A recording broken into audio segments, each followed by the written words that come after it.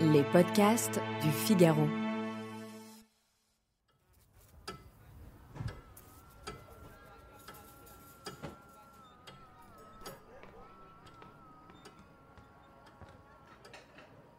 Impossible d'échapper à la sieste. Grand-mère dit « à Benidorm » et il n'y a pas d'autre possibilité que d'aller au lit. Le jeune Albert souffle.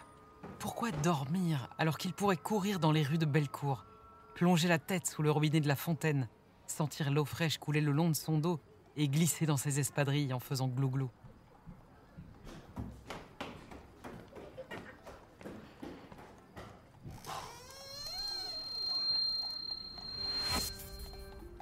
À la maison, tout le monde s'incline devant grand-mère.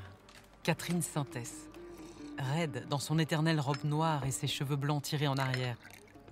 Elle s'occupe de tout le monde, de l'oncle Étienne, le dernier né de ses 9 enfants, de l'oncle Joseph et de Catherine, la douce, la silencieuse Catherine, la mère d'Albert. Mais chez elle, elle s'appelle Hélène, pour ne pas la confondre avec grand-mère, la seule et unique Catherine Sintès. C'est elle qui fait la loi, et personne ne proteste. Le jeune Albert Camus doit encore tout apprendre.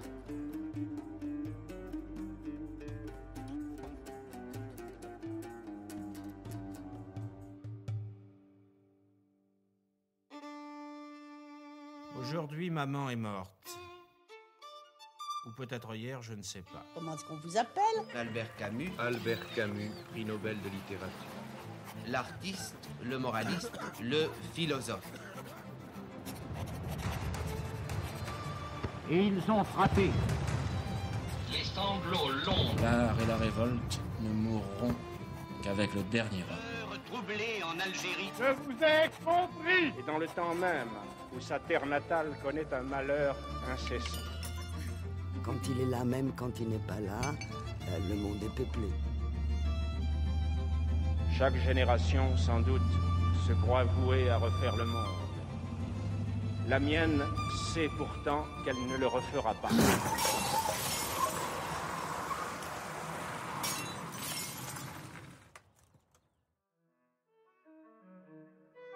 Bonjour et bienvenue dans ce nouvel épisode des sagas du Figaro Histoire consacré à Albert Camus. Je suis Isabelle Schmitz, directrice adjointe de la rédaction du Figaro hors série.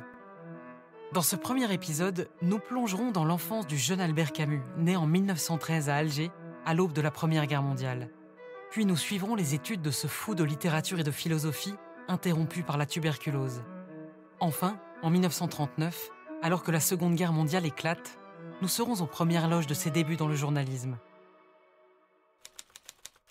1913, Albert le Petit. Albert Camus naît le 7 novembre 1913 à Mondovì, en Algérie, dans une famille de pieds noirs. Quelques mois plus tard, la Première Guerre mondiale éclate et son père Lucien est mobilisé. Il meurt sur le front, dans un hôpital à Saint-Brieuc, en octobre 1914. Loin de l'Algérie, loin de sa famille. Le petit Albert n'a pas encore un an. Son frère et lui sont déclarés pupilles de la nation. De son père, il ne reste à Albert que quelques cartes postales et un éclat d'obus rapporté de la guerre, conservé précieusement dans une boîte à biscuits. Il interroge sa mère, demande comment était son père, mais elle ne lui dit rien. Elle est toujours trop fatiguée quand elle rentre le soir, après ses ménages. Puis elle parle avec difficulté. Elle entend mal. Certains disent que c'est à cause d'une maladie contractée enfant, une typhoïde ou le typhus. À la maison, personne d'autre ne parle de son père. Un jour, l'oncle Étienne a dit que Lucien avait « bonne tête, tête dure ». Albert a vite compris qu'il n'y avait pas grand-chose à raconter. Avant l'Algérie, les Sintès étaient en Espagne, les Camus en Alsace. Et c'est à peu près tout ce qu'il fallait savoir. Sa famille n'a pas d'histoire. Le petit peuple ne peut pas en avoir. Le petit peuple pousse les jours les uns après les autres pour survivre. C'est tout.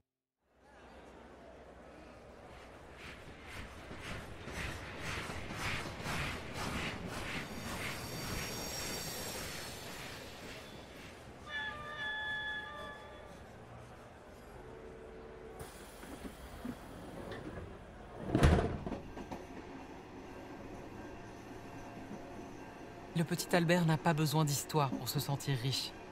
Il lui suffit d'aller à la chasse avec son oncle le dimanche, de prendre le train à la gare de Laga et de traverser un bout de Sahel.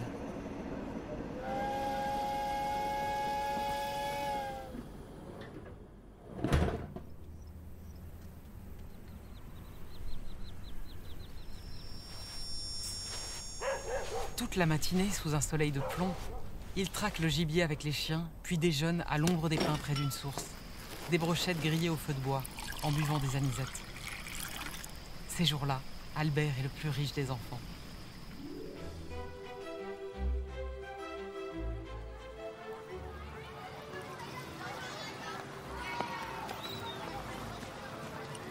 Il y a aussi les après-midi où il échappe à la sieste et court vers le champ vert, un terrain vague à côté du port, pour rejoindre ses copains. La mer, le soleil, le sable, ce qu'il préfère dans la vie. À l'école, on le dit fanfaron et bagarreur. Il fait le pitre pour amuser la galerie, avant que la vieille règle en bois de son instituteur, M. Germain, ne s'abatte sur ses fesses. Mais Albert ne lui en veut pas. M. Germain lui ouvre les portes d'un univers inconnu et fascinant. Albert veut tout savoir, tout ce que sa famille ignore. Sa famille qui ne sait ni lire ni écrire. 1930. Jeunesse.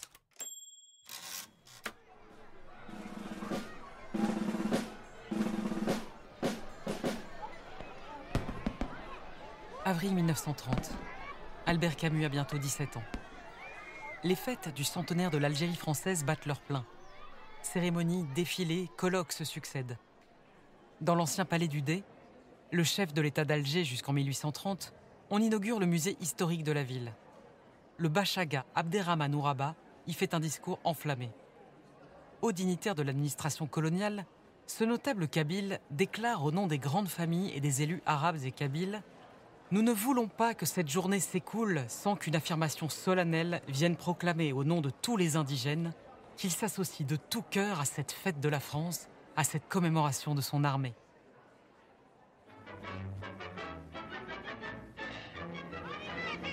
Bals, feux d'artifice, cavalcades, reconstitution historique. Quelques notables, comme le cheikh Ben Badis, l'un des pères spirituels du nationalisme algérien, murmurent contre des festivités qui portent atteinte à la dignité de ceux qui ont été vaincus en 1830. Mais pour le moment, nul ne leur prête attention. Le 4 mai 1930, le président de la République, Gaston Doumergue, débarque près d'Alger sur le croiseur Duquesne. Il vient célébrer un siècle de présence française en Algérie. Touaregs, Goumiers et Sénégalais défilent devant lui au son des tambours. L'Algérie en 1930, ce sont 900 000 Européens et près de 6 millions de musulmans, arabes ou kabyles. On les désigne communément sous le nom d'indigènes, sans penser à mal. Albert, adolescent, ne conteste pas l'histoire, celle écrite dans les manuels scolaires. Mais il n'assiste pas aux manifestations officielles. Il a d'autres préoccupations, des préoccupations plus littéraires. C'est devenu un dévoreur de livres. Il envisage même d'en écrire lui-même, mais plus tard, après le baccalauréat. Au lycée Bugeaud de Bab el-Oued, c'est un des meilleurs élèves. Il fait aussi partie de l'équipe de foot du Racing universitaire d'Alger. Il est gardien de but. Entre Albert Camus et le football, c'est une relation intense, éternelle. Mohamed Assaoui, journaliste au Figaro littéraire, spécialiste d'Albert Camus. Qui a duré toute sa vie, même s'il a joué que très peu de temps quand il était adolescent, et il était notamment gardien de but. Ce n'est pas anodin, ce poste difficile dans une équipe de football. L'auteur de L'étranger a écrit ce qu'il devait au football. Il a dit que ses meilleures universités étaient les terrains de football et les planches de théâtre. C'est là qu'il a appris beaucoup de la vie et aussi qu'il a un peu forgé sa pensée. D'ailleurs, dans la première édition du Premier Homme, la couverture, c'est son équipe de foot avec lui comme gardien de but. Ça a vraiment forgé non seulement sa pensée, mais tout au long de sa vie, ses rapports avec les autres. On oublie à quel point Camus était un chef d'équipe. Albert Camus, lors d'un match au Parc des Princes, en 1957. Dites-moi, le Gaulle du Racing n'a pas l'air dans une excellente forme. Oh, il ne faut pas l'accabler. C'est quand on est au milieu des bois qu'on s'aperçoit que c'est difficile. Vous avez joué Gaulle, je crois. Oui, j'étais Gaulle au Racing universitaire algérois qui portait d'ailleurs les couleurs du Racing Club de Paris.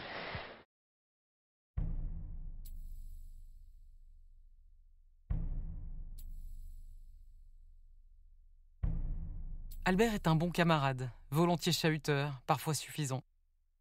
Mais derrière ses rires, sa gouaille ou ses airs supérieurs se cache un tourment. Le jeune Albert se sent divisé, dépareillé, presque bancal.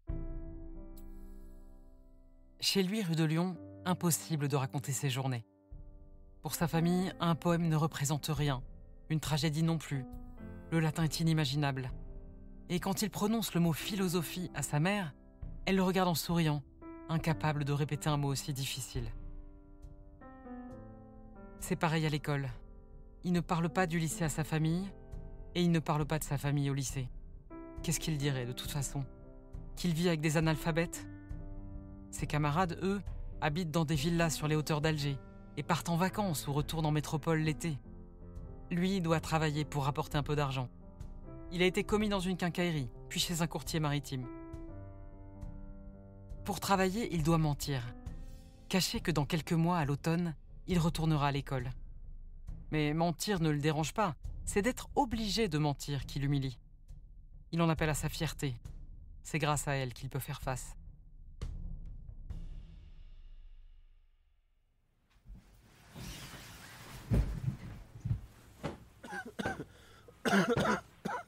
Depuis quelque temps, Albert est souvent fiévreux. Il tousse. En août 1930, il crache même du sang. Coup de froid? Non. Tuberculose. Albert est admis à l'hôpital Mustapha à Alger. Il se retrouve dans une salle commune, entouré de malades aux plaisanteries balourdes. Pour se consoler, il a Épictète. Il lit toute son œuvre. On peut dire que la tuberculose a été la compagne de Camus depuis sa plus tendre enfance. Mohamed Hassaoui. Il ne savait même pas qu'il était malade, il vivait déjà avec cette maladie. On ne diagnostiquait pas tout de suite des essoufflements, cracher du sang, etc. On ne nommait pas forcément cette maladie, notamment chez les familles les plus pauvres qui n'avaient pas accès aux soins. On peut même dire qu'à un moment donné, Camus était malade sans le savoir. Quand il a commencé à savoir qu'il était malade, que cette tuberculose pouvait le tuer à chaque instant, on peut dire que tout cela a constitué sa façon d'être. Camus est un écrivain, un philosophe, un dramaturge, un journaliste qui exalte la vie et qui exalte le présent. Et c'est pas anodin. Même sa pensée, sa première pensée, on dit c'est le philosophe de l'absurde, c'est fondamentalement lié à sa maladie. Il vivait dans un cadre intime que nous vivons tous. C'est-à-dire qu'on naît, on vit et on meurt. C'est absurde puisque à partir du moment où chaque être qui naît, il sait qu'il va mourir. Donc pourquoi vivre? C'est cette philosophie de l'absurde. Je suis intimement persuadé qu'elle est liée à cette maladie qui pouvait vraiment le tuer à chaque instant. Et très jeune, ça l'a handicapé puisqu'il a dû retarder sa scolarité, perdre une année, notamment pour ses études de philosophie. Il a dû faire beaucoup de cures. S'il a joué gardien de but dans une équipe de foot, c'est parce qu'il ne pouvait pas assurer les courses qui étaient demandées à un défenseur ou un attaquant. 1934. La fureur de vivre.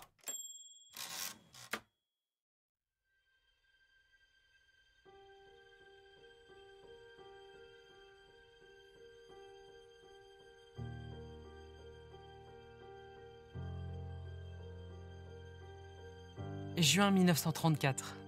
Albert Camus a 20 ans et termine sa 2e année de philosophie. C'est un dandy en chaussettes blanches. Il s'est remis de la tuberculose, mais il a bien cru qu'il y passerait. Depuis, il ne pense qu'à vivre, profiter, intensément, sans que rien ne puisse l'entraver. Albert rencontre une fille, Simone, Simonier. Elle a à peine 19 ans et porte des robes transparentes. Elle se prend pour Garbeau ou la Garçonne, l'héroïne très libérée du roman de Victor Marguerite. Simone flirte beaucoup, avec tout le monde. Elle se drogue aussi, depuis l'adolescence. Mais Albert est immédiatement séduit par ses taches de rousseur et ses longues jambes. Simone par son côté ténébreux. Il la demande en mariage et ils se marient rapidement. Le couple n'a pas d'argent.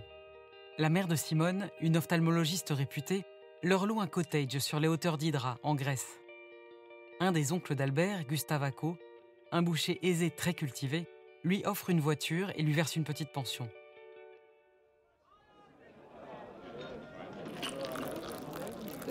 À 20 ans, le quotidien d'Albert est doux. Il partage une anisette avec ses amis à la terrasse du café Fromentin. Le ciel est bleu, les filles cambrent les reins en passant devant lui. Il est heureux. Et comme il aime Alger, jamais il ne pourra vivre ailleurs. Alger, et plus particulièrement Bellecour, c'est là où est né Albert Camus. Elle est présente dans son œuvre. Il oppose toujours, et ça c'est très algérien, et c'est un peu le Paris contre Marseille de la métropole. Mohamed Assaoui. Et en Algérie, c'est Alger-Oran. Et Camus disait beaucoup de mal d'Oran. Ça faisait rire les Oranais. Et Oran, c'est le cadre de la peste. Donc il y a toujours ce jeu avec beaucoup d'humour. Hein. Il ancre pratiquement tous ses textes dans la lumière d'Alger. Évidemment, Albert Camus est mondialement connu, mais je crois que ses nouvelles le sont un peu moins. Et une de ses plus belles nouvelles, c'est L'été à Alger. Et je crois que c'est là où on retrouve presque le véritable Camus, sensuel, sensoriel, qui va décrire les paysages, le soleil, la mer. Et Noces à Paza, pour moi, c'est le plus beau cri du cœur pour le paysage, les paysages d'Algérie.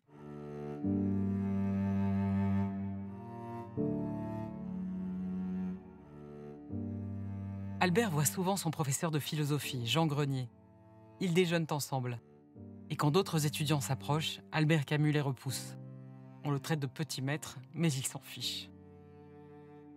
À la maison, la vie est de plus en plus compliquée avec Simone.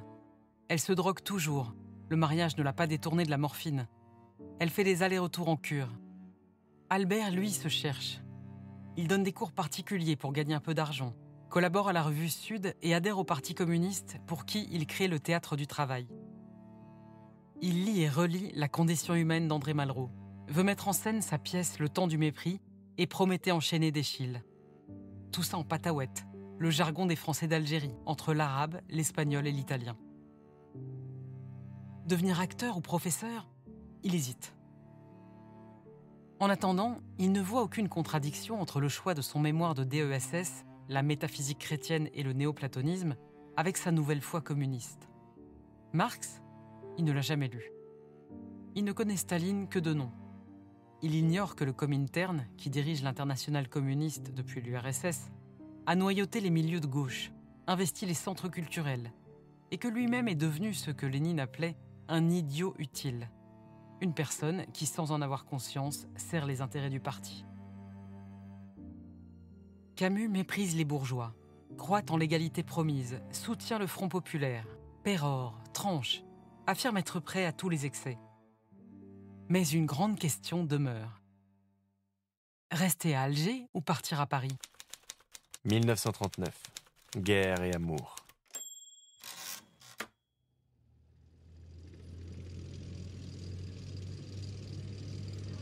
Méfiez-vous d'un monde uni à l'est et à l'ouest, avait dit Bismarck, Moltke, Clausewitz, et ils ont frappé. Malgré leurs paroles, malgré l'opinion du monde, le 1er septembre 1939, ils ont attaqué la Pologne. C'est là que l'Allemagne, dans sa première agression armée, a commencé la guerre, a commencé la mort, a commencé la misère qui devait prendre fin sur son propre sol. Le peuple polonais, qui a vu ses enfants mourir, ses villes détruites, ses hommes tués ou emmenés en captivité, le peuple polonais n'oubliera pas. Et l'Allemagne a commencé à payer la rançon. L'Angleterre et la France ont déclaré la guerre. Septembre 1939. Les blindés allemands roulent vers Varsovie. Le Royaume-Uni et la France ont déclaré la guerre au Reich. Toujours à Alger, Albert trouve ce conflit absurde. Il aurait pu être évité. Il tente de se faire mobiliser, mais il est exempté. 2 fois. Ses poumons sont toujours trop fragiles.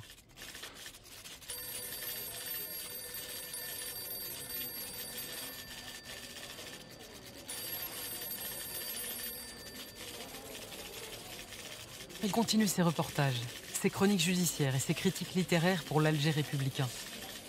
Il écrit sur le dernier roman de Jean-Paul Sartre, La nausée. Il reconnaît à l'auteur des dons sans limite, mais lui reproche de plaquer sa philosophie sur des images qui ne sont pas des personnages incarnés. Surtout, il s'agace de cette pensée qui fait de l'absurde une fin. Pour Albert Camus, l'absurde n'est qu'un commencement. Mais un commencement vers quoi? La révolte? La sagesse? Il ne le sait pas encore. En 1939, Albert a déjà publié un recueil de 5 nouvelles, toutes inspirées de sa vie. Il s'appelle L'envers et l'endroit. Mais sa parution n'a intéressé personne. Puis Albert a essayé d'écrire autre chose, mais raté, c'est resté dans un tiroir. Avant même la publication de L'étranger, donc son premier roman, Mohamed Hassaoui. Il avait publié chez un petit éditeur algérois 2 recueils de nouvelles, dont le premier s'appelle L'envers et l'endroit, qui est juste sublime. Et d'ailleurs, Albert Camus lui-même dit que ce premier recueil de nouvelles, c'est sa source. Et quand il manquait d'inspiration, quand il allait un peu moins bien moralement, il retournait vers la source qui était L'envers et l'endroit, ce recueil de nouvelles publié alors qu'il avait à peine 20 ans. Et c'est des textes déjà d'une plume extraordinaire. Son mariage avec Simone est aussi un échec. Ils ont divorcé. Depuis, il vit tantôt chez sa mère, tantôt chez son frère ou des amis. Il papillonne, jusqu'à sa rencontre avec Francine. Francine Faure. Elle vient d'Oran, elle est pianiste et étudie les maths à Alger. Elle lui parle de mariage, mais Albert hésite. Il est amoureux d'elle, mais encore plus de sa liberté. De toute façon, Albert Camus a d'autres préoccupations. À peine 12 jours après le début de la Seconde Guerre mondiale, il est nommé rédacteur en chef d'un nouveau quotidien à Alger, Le Soir républicain. Il y écrit sur le conflit qui vient de commencer et ses causes. Il reconnaît que les revendications allemandes sont légitimes et dénonce les iniquités du traité de Versailles. C'est le seul intellectuel de gauche à faire ça. Sur son temps libre, il lit Le Retour de l'URSS de Gide. Il en ressort très troublé. Il se chamaille avec des militants communistes et il est accusé de déviationnisme. Albert Camus finit par être reconnu coupable de trotskisme et être exclu du Parti communiste. Son journal, Le Soir républicain, s'oppose aussi à la ligne officielle. Les autorités veulent que la presse soutienne l'effort de guerre, qu'on ne parle que de victoires imminentes et surtout qu'on ne démoralise pas les civils. Le Soir républicain est considéré comme trop pacifiste. En janvier 1940, sa publication est suspendue.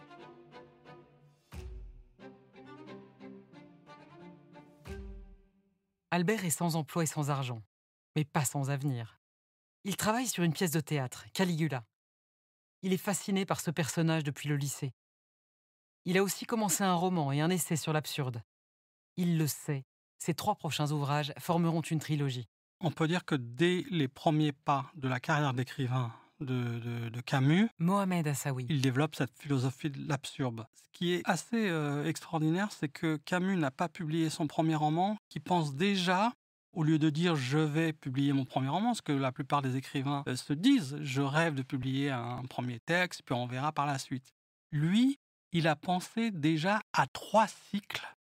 L'absurde, donc le premier, suivi de la révolte et le dernier cycle qui malheureusement il n'a pas pu aborder, qui est l'amour.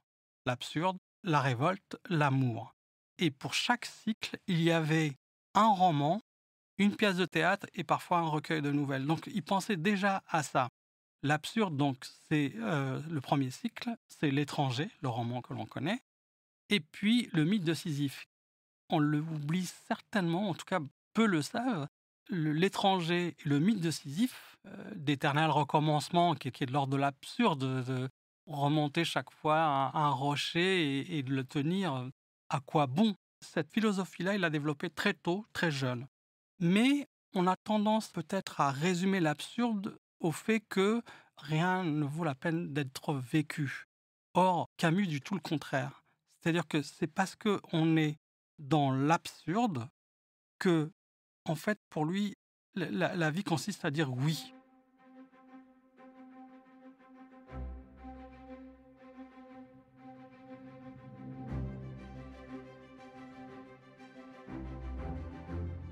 Et puis, Camus se remet à penser à Paris. Peut-être que la vie d'un écrivain est là-bas ?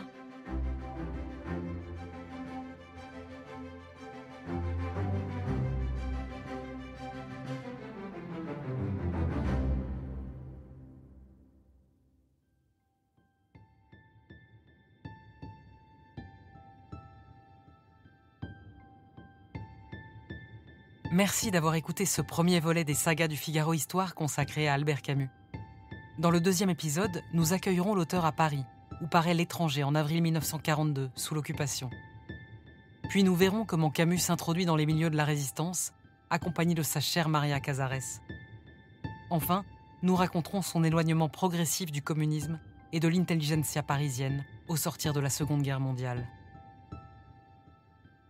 Cet épisode a été adapté pour l'audio par Salomé Boulet, d'après le texte d'Irina de Chikov pour le Figaro hors-série, avec la participation de Mohamed Assaoui. Il a été réalisé par Astrid Landon. À la production, Aude Cérès et Salomé Boulet. Prise de son, Louis Chabin. Le Figaro hors-série Camus est disponible en kiosque et sur Figaro Store. Vous pouvez retrouver les sagas du Figaro Histoire sur le site du Figaro, rubrique podcast, et sur toutes les plateformes d'écoute. Si vous avez aimé cet épisode, n'hésitez pas à donner votre avis en commentaire et n'oubliez pas de vous abonner pour ne pas manquer la suite.